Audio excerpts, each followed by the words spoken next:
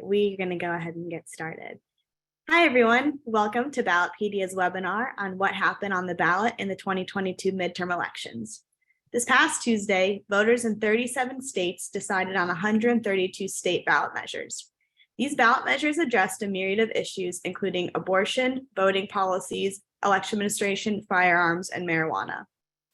Today, we have with us Ballotpedia's editor-in-chief, Geoff Pallay, and managing editor for Ballot Measures, Byrne, to discuss preliminary results of what we saw on the ballot, as well as a deeper dive into some of the top ballot measures Ballotpedia has been watching. All right, Geoff, over to you. Great. Thanks, Lauren. All right. Well, thank you, everyone, again for joining today. It might be Thursday, but it feels like it's been a very long week, I'm sure, for anyone who's been following elections. So we've been covering ballot measures for 15 years now. And Ryan, you've been covering them with us for basically, I guess, 7 years at this point, give or take. So looking forward to 9. Lost count. So this is sort of a regular yearly feature for us. So I'm excited to chat about what we saw, and I'll kick it over to you. So what we'll discuss today are overview of what was on the ballot, some preliminary results by topics, including abortion, marijuana, election policy, changes to initiative and referendum, and firearms. And then we'll talk through a few select individual measure results, and then we'll have some time for Q&A at the end. So thanks again for being here, and let's just dive in without further ado. So Ryan, what was on the ballot this year? What did it look like compared to prior years? Right. So this year we actually saw a little bit more ballot measures than we saw in 2020. Most of that increase was driven by the legislatures of the states putting issues on the ballot for voters to decide. The actual number of citizen-initiated measures, as you can see on that chart, was 30 this year, which is, as you can see, back 2000, the lowest number. Now, there could be a bunch of reasons for that. Some of the campaigns have cited changes in ballot law in recent years. COVID was still playing a role. Back in a lot of these campaigns started collecting signatures, last fall into the winter. So you have like Delta, Omicron, all that stuff. It may have still been challenging for them to find people to hire, or, some of those big events may have not been happening where you can easily gather signatures. But one of the biggest reasons that we heard from campaigns, which was also reflected in some analysis we did of signature cost, was essentially a labor shortage of signature gatherers. So that is something that really drove up the price of getting an initiative on the ballot this year. Overall, we've seen a 300% increase since 2016 and how expensive that process is. So those are kind of the driving factors for the low number of initiatives. And like I said, legislatures put more on the ballot. Not necessarily an incredibly high number, the highest number since 2014. Yeah, that was something that we kind of expected because, in 2020, there were a number of different measures that were slated for the ballot, but then legislators said, well, wait a minute, there's this whole pandemic going on. Let's just kick this down the road into 2022. Right. So we had a handful of that happen this year, right? Some for reasons, like you said, like they didn't think it was appropriate to address it during the pandemic, or in many cases, things were making their way through the legislative process and then legislatures shut down. So a lot of ideas that legislatures were kind of discussing, working on, passing in one chamber, but didn't have time to pass them in the other. Some of them may have ended up on the ballot this year. Yeah, that's right. Yeah, so the inflation and the current job market and job climate having some pretty unexpected downstream impacts on ballot measure world and whether initiative got certified. So really interesting stuff. Well, let's just dive right in then, Ryan. So what's the approval rate been like so far? I know we haven't called all of the measures yet. Some of them are too close to call, but of the ones that were on the ballot this week, what does the approval rate look like so far? Right. So as of a couple minutes ago, when my team last checked, we had 58% of them marked approved and 26% of them marked defeated. There's still 21 measures, about 16%, where we haven't called them yet. We also look at AP and some other sources, and they haven't called them yet. And those aren't called either because they're really close margins or they're in states where there's still a substantial number of ballots to be counted. So in 2020 and 2018, it was pretty consistent. 70% were approved. We're currently almost at 60. it's probably going to be a similar number, around 70%. Got it. Yeah, very interesting. All right, let's dive right into our first subject of the day then. So let's talk about abortion on the ballot, which is a really pretty popular topic, of course, in the media and in the eyes of voters this year. So what was the state of the landscape with abortion on the ballot? Right. I think, that landscape was definitely shaped by the Dobbs ruling, or at least the expectation, because again, many of these, the ballot measure process started before June. There was expectation that a ruling like that could happen or was going to happen. So that definitely colored the landscape in Michigan, Vermont, California. Voters decided on really what was the first of their kind measures to constitutionalize in the state constitution abortion as a right. So that actually passed in all 3 states, including in Michigan, where Michigan's a bit different than California and Vermont. In those states, legislators put it on the ballot. In Michigan, people collected signatures to put it on the ballot. I think a lot of people were talking about the Michigan vote in the context of like the gubernatorial race and just Michigan being a more competitive state in the 2022 election than California or Vermont. Some of the other ones, right? Kentucky, you can see Kansas on that map too from August. Kentucky voted on a very similar amendment to the one that was voted on and defeated in Kansas in August. Kentucky voters, though by a more narrow margin than in Kansas, also rejected this measure. And what the measure would have done is added language to the Kentucky Constitution saying that the Kentucky Constitution does not provide a right to abortion. That type of language might sound a little complicated, but what it's basically trying to do is the legislators who put it on the ballot, those sponsors, are trying to prevent a future court ruling from saying that the Kentucky Constitution contains a right to abortion. So voters rejected that one. And then in Montana, there was another ballot measure which was also rejected, which would have, it was called, the official name was the Born Alive Infant Protection Act. It's very similar to a law that Congress passed in 2002, which is still in the books, which would require medical care to be provided to any infant born. There. So it applies to things like if an infant is, or if someone is born, right, and medical care needs to be provided. I know it's a bit some complicated terminology. Ballot measures are complicated, yeah. Ballot measures are complicated, right? And that's a tricky one too, because supporters and opponents they really disagreed with the words being used. Yeah, we see that all the time, don't we? But with ballot measures, we try to stick to the words that the ballot measure uses, right? Because ultimately, with things like that, the courts are typically going to get involved, right? Because there's going to be lawsuits, and someone is going to need to define those words. So, but yeah, we'll get into the aftermath stuff in the coming weeks ahead, which is a very typical part of the ballot measures whole life cycle. Is it doesn't end with just the voters' ballot. There are lawsuits and there's litigation after the fact as well. But I wanted to draw attention to 2 really quick things on this map that I thought were really interesting, and they relate to the ballot measure process in general. So you talked about California and Vermont as being 2 of the states that had ballot measures related to abortion this year. And they are both really interesting examples of the path to the ballot and how that's so different in every state. So you'll be able to fill in the blanks here on what I'm missing. But in Vermont, that ballot measure actually originated in 2019 with a piece of legislation in the state legislature. Vermont requires multiple cycles of passing a bill before it'll even go before voters. California, on the other hand, they didn't pass their bill until June of this year, after the Dobbs draft was released. So what you're seeing there is essentially 2 different situations where in California, the legislator and the legislators were reacting to the Dobbs leak, whereas in Vermont, that was a ballot measure that has long since been planned by the state legislators there, and this year just was kind of coincidentally when it finally made it to the ballot. Did I get all that right? You're yeah, right. I mean, I think the situation in Vermont was that was interesting. So we look at the commentary around the legislators who were behind that.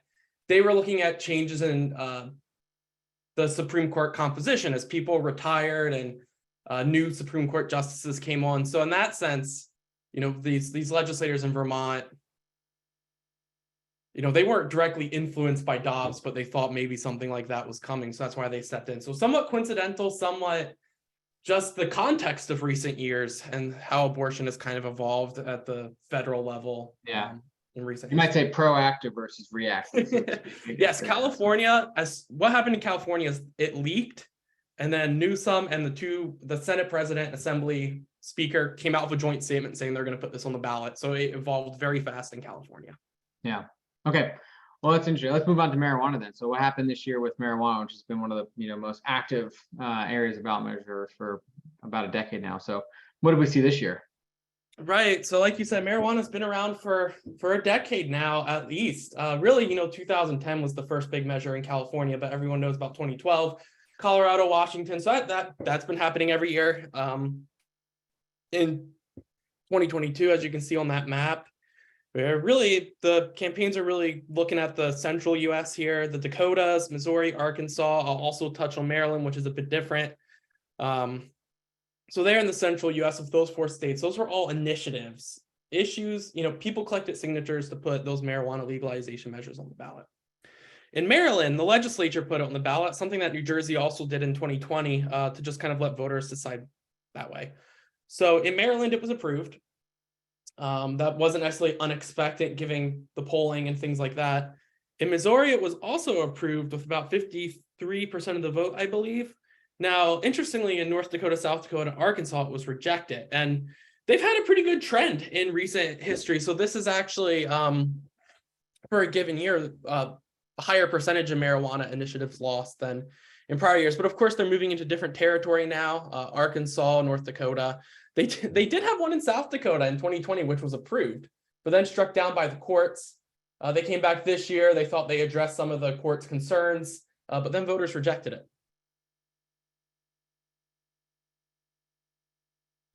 Yeah, very interesting. So this is the next one on the slide. We'll put you on the spot a little bit. Is there anything in the future planned for 23 and 24 with marijuana ballot? Are we seeing anything kind of brewing yet? Anything certified or being kind of circulated? So it's going to pick right back up. So there was a campaign this year to try to get an initiative on the Oklahoma ballot for a few reasons, with deadlines, how long it was taking to count signatures, challenges, all that type of stuff. It got pushed, which means it would go on the 2024 ballot. But in Oklahoma, there's an option for the governor to call a special election. So he's actually called a special election for March. So in March 2023, we will see marijuana legalization on the Oklahoma ballot. A campaign is actively working for Ohio for 2023. Not a ton of states allow initiatives in odd-numbered years, but there's already discussions and proposals in Florida for 2024. March of an odd year is a rare time for us to see a statewide measure on the ballot, so that will be fun. Especially one like that, yeah. Yeah.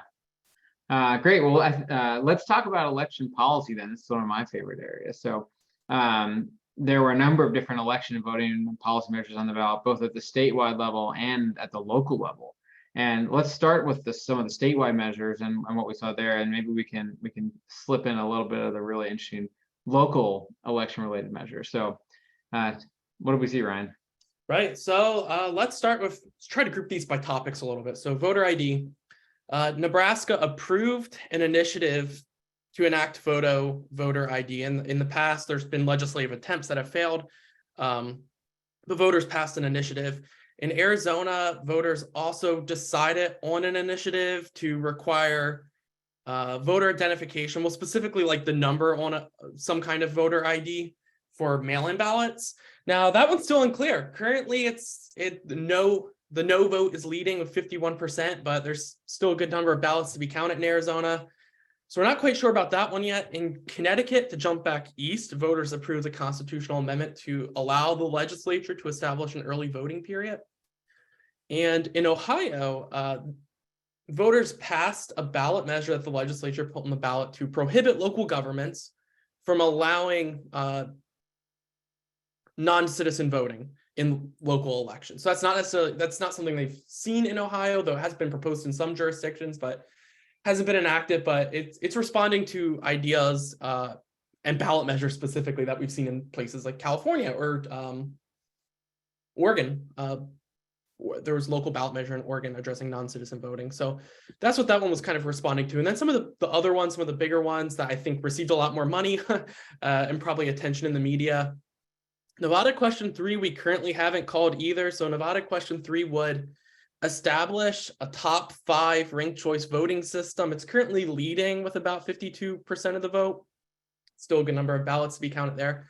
That one's really similar to the system that we've seen play out in Alaska, right? So in Alaska, they adopted a ballot measure in 2020 to establish top 4 ranked choice voting, in which for everyone, regardless of party, runs in the same primary. The top 4 vote getters move on to the general, where voters then use ranked choice voting.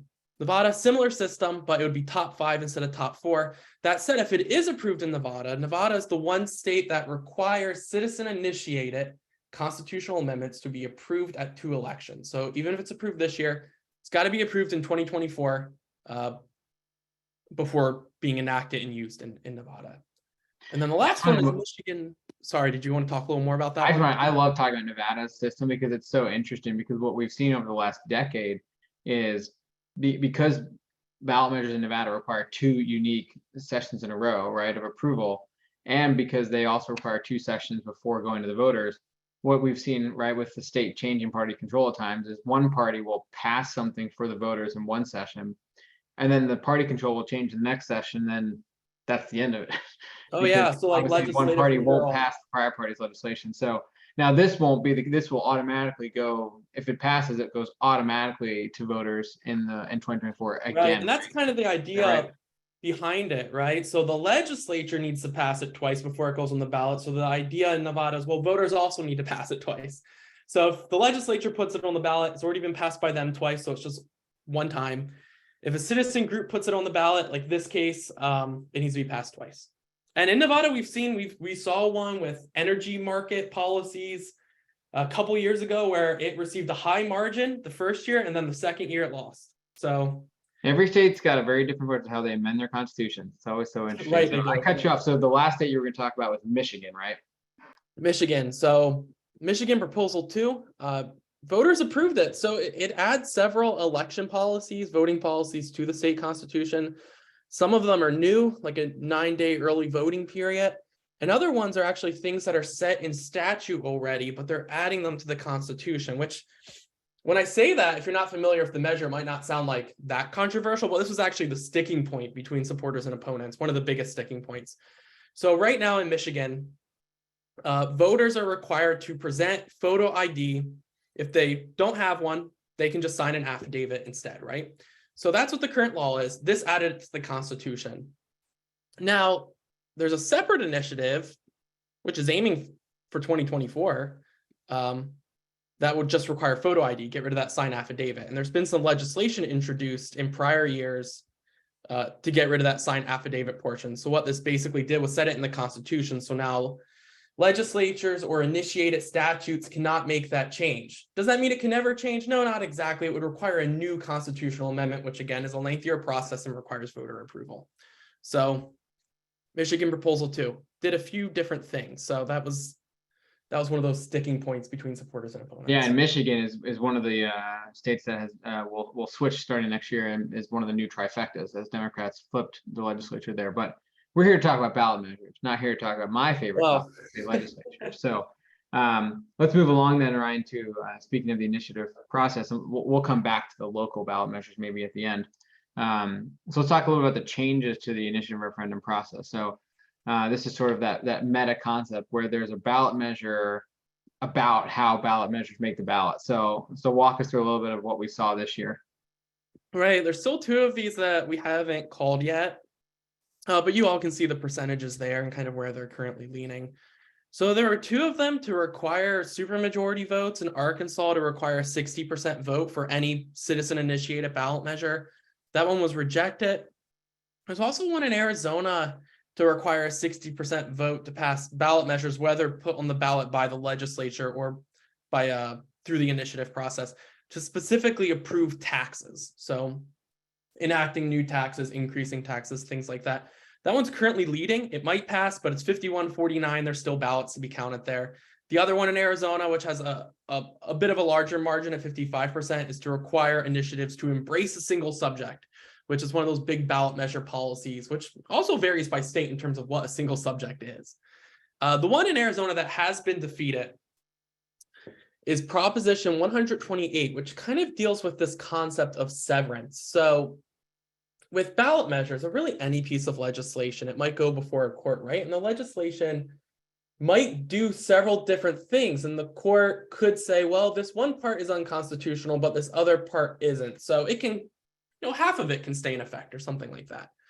This measure would have allowed the legislature to say, well, if part of it's struck down, we should have the power to repeal the whole thing.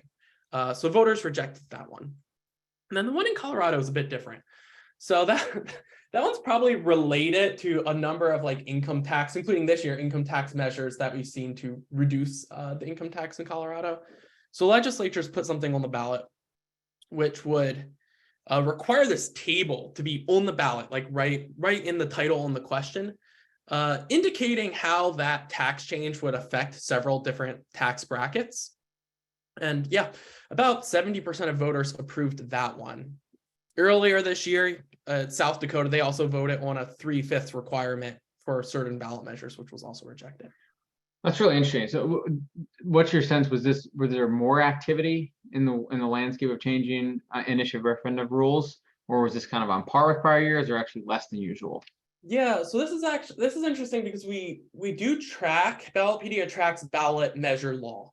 And this year we've actually had less legislative changes, direct, statutory changes. But what we did see is an increase in the number of constitutional amendments, right? So the initiative process is, set.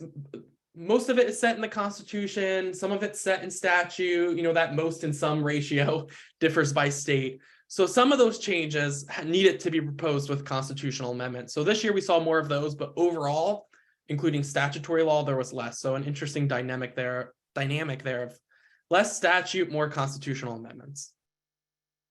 Got it. Very interesting. Okay, let's jump to firearms policy then. So what did we see in a couple of states over here? Right, so there are two measures related to firearms this year, Iowa and Oregon, both doing different things. So the one in Iowa passed, it creates or establishes in the Iowa Constitution a right to own and bear firearms. It also has a provision about strict scrutiny in terms of how the courts will address this constitutional amendment in various cases. Now in Oregon, there's a very tight race for a ballot measure, a citizen-initiated measure that does a few different things. One of them is it would require people to obtain permits from local law enforcement agencies before they can buy a firearm, and to get those permits are various conditions. It would also prohibit ammunition magazines capable of holding more than 10 rounds. So that one currently leads with 51%. We're not calling it yet. There's still ballots to be counted in Oregon, and that one is a closer race. Got it. And so similar questions to before, is this more or fewer measures than we've seen in prior years in the subject area? Yeah, the firearm area has fluctuated through the years. Usually 2 is probably around average, but there's been other years where we have seen like 5 or 6. So it fluctuates up and down. But yeah, this year they're just 2. It's probably a little bit on the lower side. Oh, and here's that map dealing with strict scrutiny. So you can see Iowa and how it relates to all those other states. Most states actually do have a state constitutional right, but only 3 others address strict scrutiny in the Constitution in terms of how courts interact with the amendment. Well, let's go talk about a couple of specific individual measures of substance at this point. So let's talk about California, Proposition 26 and 27. California is always one of the most interesting and typically most expensive areas of ballot measures. So what happened with these 2 measures? Yeah, so Proposition 26 and 27 deal with sports betting, and these have been in the news for a long time because California sports betting is not legal, but clearly population size, it would be the largest sports betting market in the country. So 2 initiative campaigns came in. They eventually became Proposition 26 and Proposition 27. Proposition 26 was sponsored by a coalition of American Indian tribes that aimed to legalize sports betting at American Indian-owned casinos, as well as licensed racetracks. And then Proposition 27 was funded by those sports book companies, Oh gosh, see, I don't follow sports betting too closely. Jeff, you know any of those companies? DraftKings. DraftKings, right? All the ones like that, right? DraftKings was was one of the big funders. So they came in and they wanted to legalize sports betting, via mobile and online systems. Both of these measures, between them, $462 million. Some of probably the most expensive in history. We don't have a perfect number to state that, but these are the most expensive in California's history. California is generally the most expensive, and just, with changes in inflation, consumer index over time, it's very likely, especially if you don't take into inflationary measures into account, this is very likely the most expensive ballot measure conflict in history. So $462 million spent between all the campaigns here. Both measures failed. You can see there 26 received about 30% of the vote, and Proposition 27 received about 17. Will they be back at it?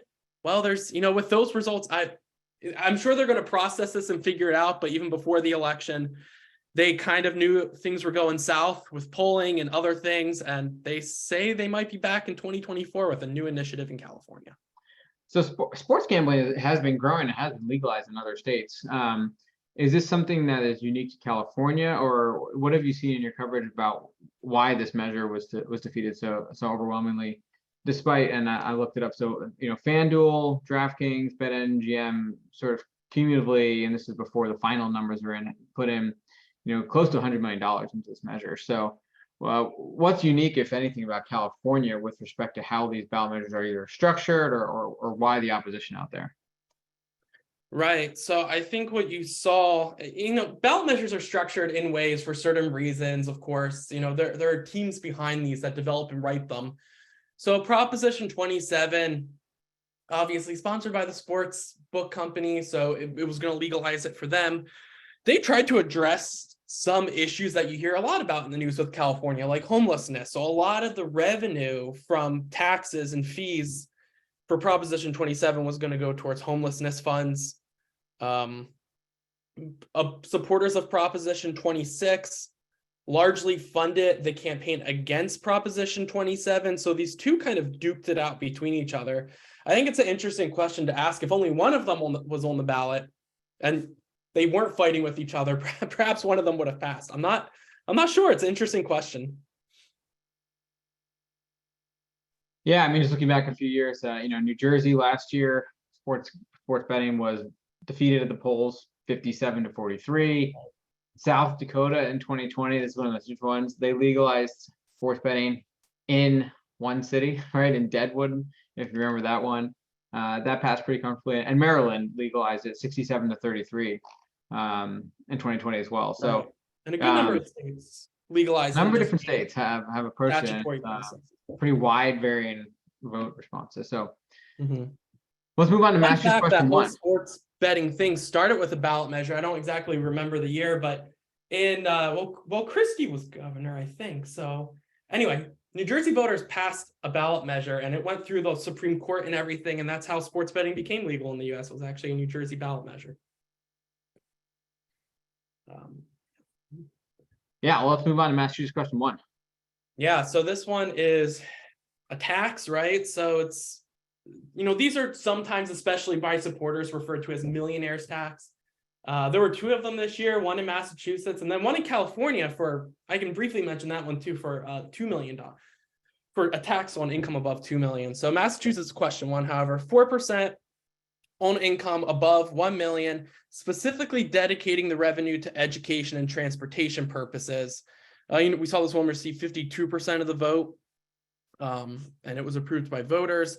Interestingly, some of the background here is people collected signatures to put this on the ballot in 2018, and the state Supreme Court knocked it off for violating, again, there's that single subject rule, but Massachusetts' single subject rule didn't necessarily apply in the same way to legislatively referred constitutional amendments. So here we go, single subject. So this time, the legislature put it on the ballot. So it made it, and voters approved it.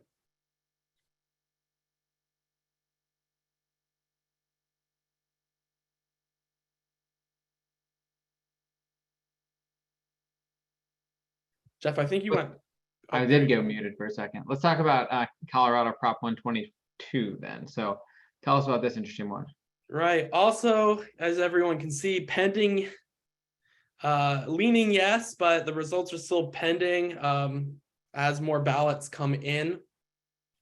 Proposition 122 would legalize psychedelic plants and fungi with some exceptions. It gets down into defining what exactly those are. It would legalize them within specific facilities. So you could go obtain them and use them within specific locations. But outside of those specific locations, it wouldn't be legal, but it would be decriminalized. And as we can see, right, it's nearly has yes right now. This one follows Oregon in 2020, where an initiative very similar to this was passed. So it'll be interesting to see what happens in Colorado, how this plays out long term. Will it follow a similar trend as marijuana, where we see more and more initiatives like this? One thing that might indicate that is the funders behind this initiative, one of the New Approach PAC, has largely provided funding to marijuana campaigns too. So addressing another drug policy area. Now, we had a local ballot measure pass in this area last year. Was that right? Yeah, we've had several. One of the bigger ones in recent years was Detroit. Detroit, Michigan passed one. We've seen Denver. Denver already passed one. This one's obviously statewide. Several smaller jurisdictions in California as well. Yeah. Yeah, this is kind of that typical, testing concept that we see in our federalism, right? Sometimes states try something and then it goes national, and sometimes locality tries something and then it goes statewide. So very interesting. Okay, so earlier this year, we published our top 15 ballot measures to watch article, and we've been checking in on the results of those races. So what have we seen in those 15 different measures, and have any of them surprised you, Ryan?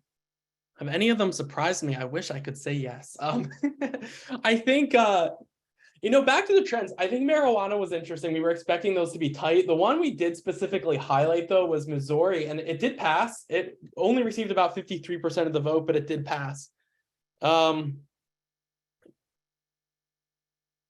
Yeah, looking at that list, I think nothing here was incredibly shocking. So Massachusetts question 4 is interesting. We didn't talk about that one. It has to do with driver's licenses and immigration status, and whether people can get those driver's licenses without certain types of documentation. It did pass. It is Massachusetts, but Oregon voters decided on this a couple years ago. The same issue, very similar veto referendum, and it was rejected. So we didn't really know how that one was going to go. But as you can see, 54%, and it was approved. Yeah, very interesting.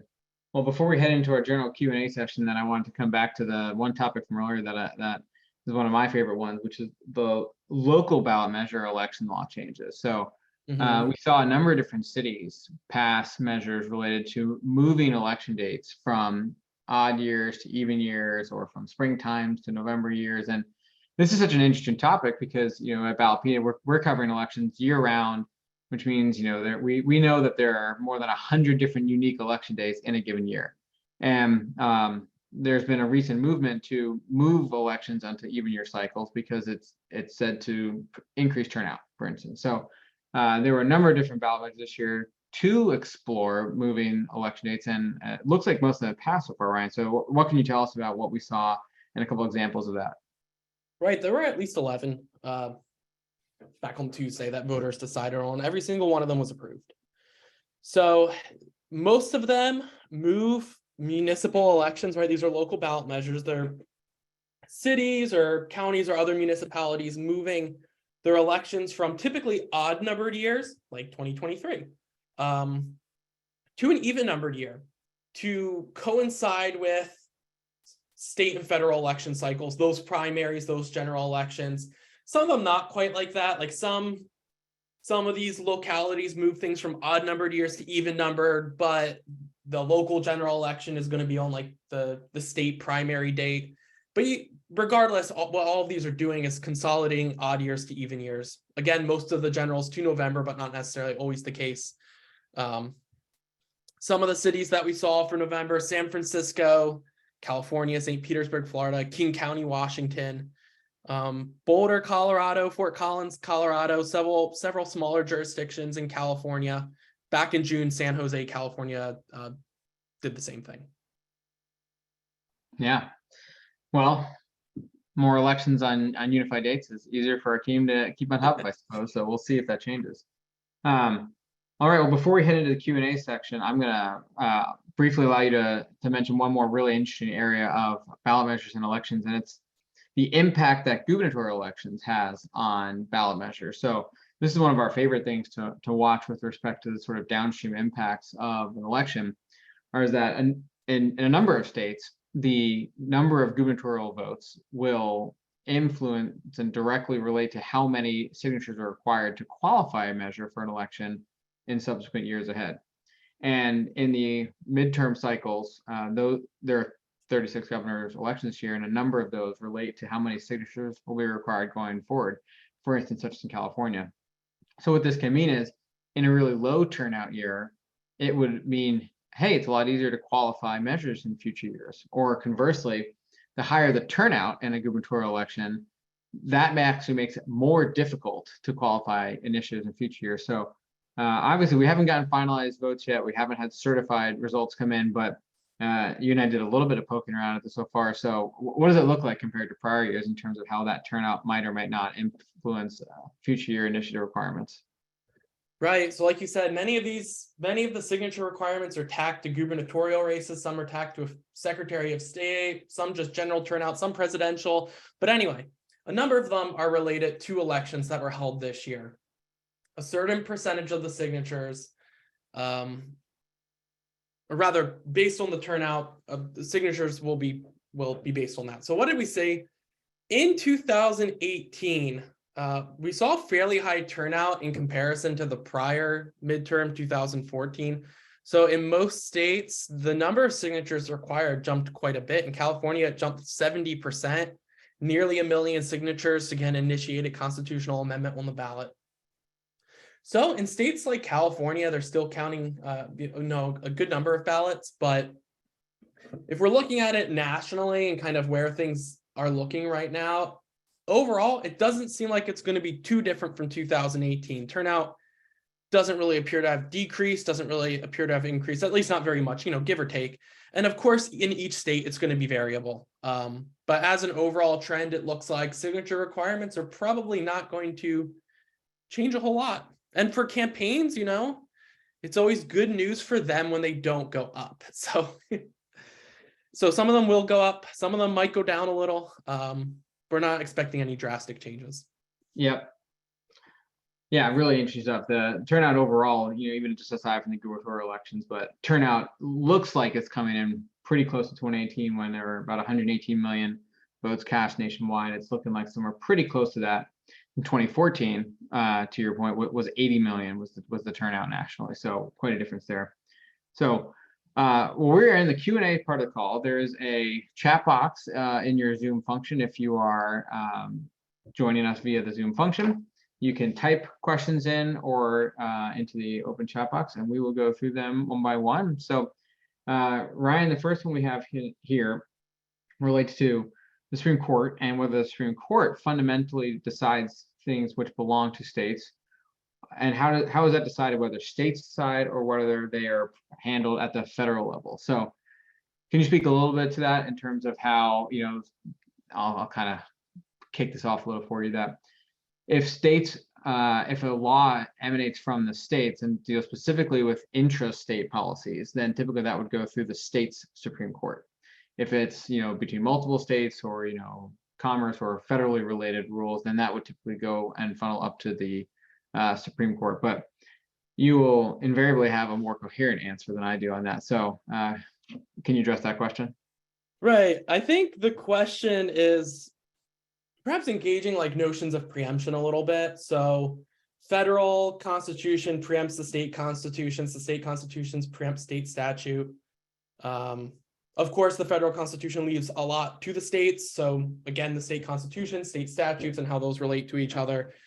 So right, with the issue of abortion, with Dobbs, it opened up the possibility that states restrict abortion to a point that was different than the Roe and Casey and those rulings, which is also why you see, they could have, like in Michigan, they could have done that initiative already. nothing was stopping them. But as we see kind of that federal case law changing, federal context, it's going to encourage different types of motions at the state level. And I suspect 2024 is not going to be any quieter on this issue with ballot measures. So that's something for us to look to. Yeah, just there's a sort of an expanded question on that. So when federal pushed Dobbs to the states, why didn't it automatically go on all state ballots? So it would require state legislatures to put an actual ballot measure on the ballot before voters. So I mean, we saw a couple instances of that, like in California, for instance, like Ryan referred to earlier, but it wouldn't automatically get placed there. It requires either, in order to amend a state constitution, you have to have some sort of an initiative process or a referral process, except in Delaware, which is Ryan and I's favorite state, because they're the only state in the nation that can amend its constitution without something going before voters. So right, exactly. There isn't an automatic trigger there. It has to be triggered either through the initiative process or through a legislatively referred amendment. Anything you want to add on that, Ryan? Good context. No, yeah, that's good context, right? So issues don't just appear automatically on the ballot, except for these constitutional convention questions in some states, which is a whole nother matter, which we could dive into. But yeah, those are often triggered on a sort of calendar basis. The state constitution requires those to be asked on a regular basis, based on time every 5 years, 10 years, 20 years, something like that. Yeah. We had a question about Nevada ranked choice voting. I think you mentioned that it's leading right now, but has not been called yet. Is that right? Yeah, that's right. And like I said, if it is approved, voters got to approve it again in 2024. So you just kind of alluded to another question. So what are the prospects for future ballot measures related to ranked choice voting? And you already know that if in Nevada they approve it, it will be on the ballot again. We know that there are a number of local ranked choice voting measures that were approved. So what are we seeing so far as well? What other states or localities are considering it in 2023 and 2024? Right. I haven't heard too much from legislatures considering it, though. That said, none of, Maine, Alaska, now Nevada have voted on it. Massachusetts also voted on it. So we hear about Maine and Alaska because it was approved. But in Massachusetts, they voted on ranked choice voting in 2020, and it was rejected. So in terms of states in the future, I think anywhere where there's an initiative process, groups that advocate for ranked choice voting could attempt it. I think we've heard specifically there's been some proposed in recent years in Oregon. There were one almost made the ballot in Missouri. So they submitted signatures and everything, but they came up a little short. So will they try in Missouri again? I don't know, but that's one where there was a really active campaign. It collected almost enough signatures. So we almost had a Missouri ranked choice voting ballot initiative this year. Yeah, and conversely, there was a bill in California earlier this year to ban ranked choice voting. Now that never made it out of committee, but I bring that one up as a way to introduce that states and localities across the country are experimenting with different ways to govern elections, whether it's approval voting or ranked choice voting, or any other different, or moving elections to different dates and times. So I suspect that we'll see more of it in the coming years ahead. And the more these measures are passed, the more momentum that would likely generate, much like we saw with marijuana a decade ago, like you said, Ryan, there was a first year where it came up, and then once it passed, usually that can kind of create a little bit of a snowball effect with respect to ballot measures. So right, because we've seen measures that have done the opposite. Like this is one that you don't even hear a whole ton about anymore, but in the early 2010s, genetically modified food labeling was one that just kept coming up for a couple of years and kept getting defeated, and then it kind of just fell off the ballot measure radar. So yeah, if as initiatives are successful, I think that kind of prompts people to engage in different states and try them out there. And when they're not successful, it can have the opposite effect. Not necessarily, but it can. Yeah, very interesting. Well, great. Well, I think we're at time here, Lawrence. I think I'm going to go ahead and kick it over back to you then to close us out. Yeah, I'm so sorry, everyone. That's all the time we have allotted for today. So we apologize if we didn't get to your questions. However, please feel free to email any additional questions to editor@ballotpedia.org, and we are happy to answer you directly. As you may know, Ballotpedia relies on donations for all that we do. So if you like our work and want to support us, please consider donating if you can by going to ballotpedia.org/donate. You can also stay up to date on what we're doing by regularly visiting our homepage, ballotpedia.org, where you'll find the latest political news and links to our major coverage areas and analysis. Another way to stay informed is through our newsletters, which cover topics ranging from election policy to the federal courts and lots more.